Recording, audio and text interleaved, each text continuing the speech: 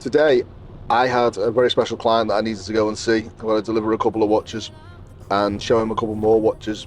I was about to go when these three decided to jump in the Viano van and try and ask me some questions. So Ciaran's already prepared. You can see here he's already been doing his homework. We've been trying to do this for a while. You have, I know. But to get 10 minutes with you is like getting 10 minutes with the king. It's hard. Yeah. As you can see, we're very prepared for this. But you can always get me on the phone. Yeah, so I've got a journey ahead of me, and these guys, I'd rather play FIFA than answer these questions, but they want me to give you the truth, nothing but the truth. Tell you about the watch game, tell you about GMG, what will be discontinued, what new releases will we see. I don't have a crystal ball. The good thing about Rolex is they keep their cards very close to their chest. They don't release any of the information contrary to what people think, or they don't release any of that information until the final hour. Got plenty of questions for you, Lee. Don't worry about that.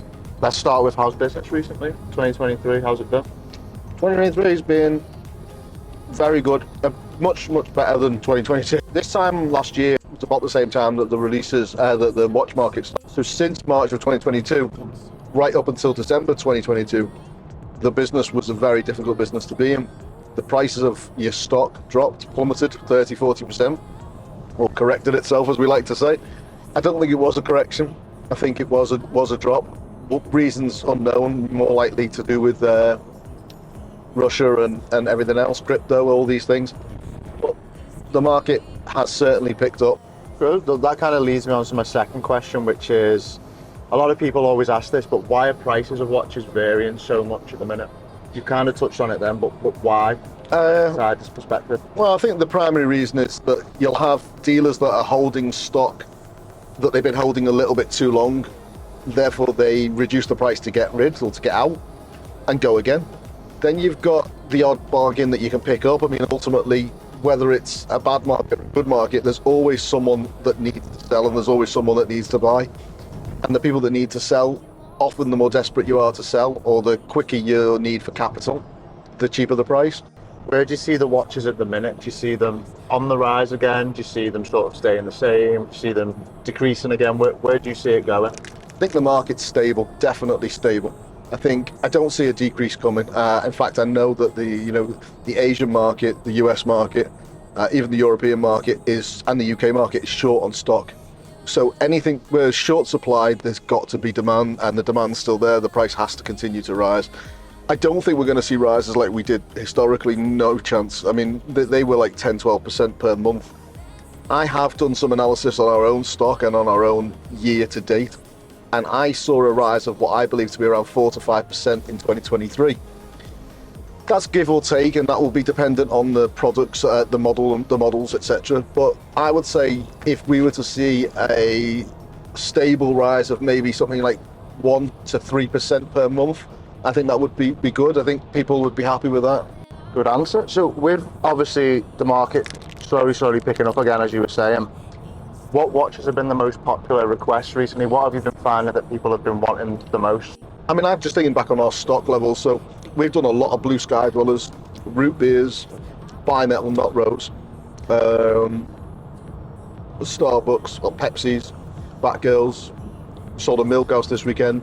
The Milgauss is one of those watches as well that slightly underappreciated.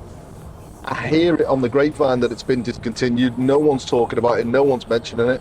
If it does get discontinued, people will think that came out of nowhere, but you heard it here first. Milgauss to be discontinued. If it's true, we will start to see a big uptake of that watch. Whether or not it's a rise in value, is certainly a big uptake. I think there'll be a lot of people that all of a sudden brings it to their attention, and I think there'll be a lot of people that want it, because the Milgauss for me is a fantastic watch. Obviously, you said at the beginning that people are asking you what they think is going to be discontinued, and you've not got a crystal ball. So I'm going to ask you from a different sort of perspective on this. Okay. What do you hope gets discontinued from the business perspective, but also as a watch collector? From a personal perspective, and because I'm fed up of hearing this bloody watch, the 116508 Green Daytona. I mean, I'm going off the watch, to be honest with you. The more I hear about it, the more I see it, the more... It's the biggest yo-yo watch Rolex have ever made. Every single year, the watch goes up to 100 grand, down to 50 grand, back up to 120 grand, down to 55 grand, up to 140 grand, back down. It's ridiculous. I just want them to discontinue the watch and it's gone. I have had enough of it, and I never thought I'd say that because I'm a big fan of the yellow gold green Daytona, but for me, I've gone off it now. It's doing my head in. So to answer your question, what would I like to be discontinued? What would I like to be discontinued? I'm going to go with the Sprite. Sprite. Yeah, I'm not a big fan of this left-hand drive, left hooker watch. Having said that, I own one of those watches. I've got one in stock. I've sold a few of them. I've seen it in its flesh. I've held it on my wrist. It's a beautiful watch, and there is talk, again, may only be talk, there's talk of the watch being released in the normal right-hand version. This isn't even on my questions, but it's led me to think. Do you think the left-hand drive, if they say they discontinued the left-hand drive and they brought out the normal, where do you think the prices would be? Do you think? Well, I could see, if they make it a 1-year run, I can see that watch settling at 35,000. But I can see it being more of a collector's piece. Yeah. So there won't be a huge amount of them on the market because it was a 1-year run. Best investment piece right now, in your opinion? Aside from the obvious Daytona. Yeah, aside from that. Well, obviously the Sprite if they discontinue it, the Milgauss if they discontinue it. I see Rolex watches as an investment over a medium to long-term future, long-term period.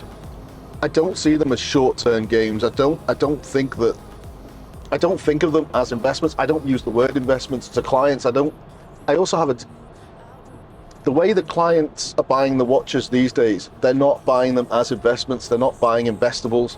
It's watch lovers that are buying watches now. Buy it because you like it, buy it because you want it, rather than. Best advice, that, isn't it? What's one of the biggest up-and-coming brands, or not necessarily up-and-coming, but biggest brands to watch out for in 2023? The biggest sleeper brand, in my opinion, is still Vacheron. And the prices are absolutely ludicrously low at the moment. I mean, they are pretty much retail.